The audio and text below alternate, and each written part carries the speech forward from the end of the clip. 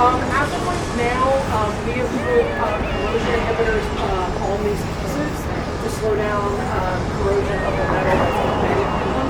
So you can just barely see here a little bit of that earlier lath, which is that like lattice work metal that's embedded into the artwork. We can't take that out without destroying the artwork, so we just have to stabilize it.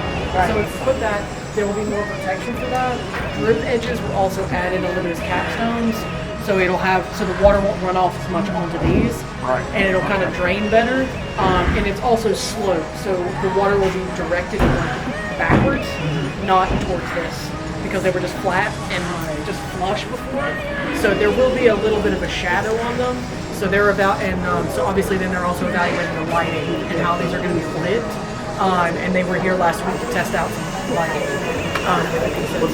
Because these are so thin.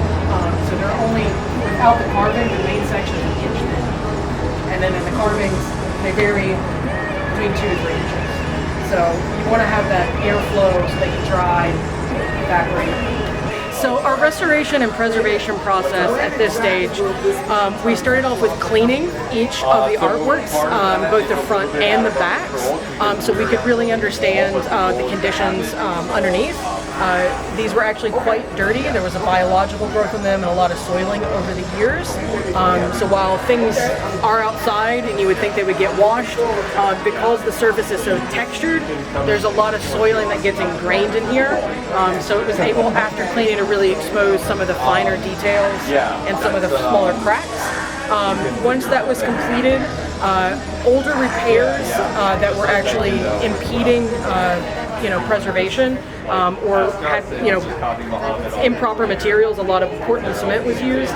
Those were cut out and removed, and we stabilized those areas. And based on the approved materials, we recreated those patches, which you can see here, of recreating those materials with more modern, more durable materials that blend better with the historic cement and concrete.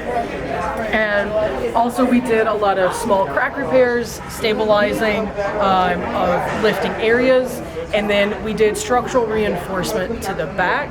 We reutilized existing mounts where possible and reinforced them, and then with our structural engineers, we've designed, with our project management team and engineers, we've redesigned a new mount system that relies on utilizing the original anchorage, so we don't have to alter the backs too much.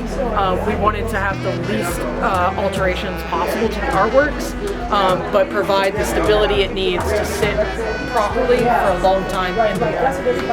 So right now, towards the two sides of the wall, there's 2 playgrounds that are being renovated by the Parks Department in partnership with the Parks Department. That's also going to wrap up by the end of the year. And then right in the center of the development where the wall is getting rebuilt, the new wall that we're calling it will be stronger, it's larger, and then it will be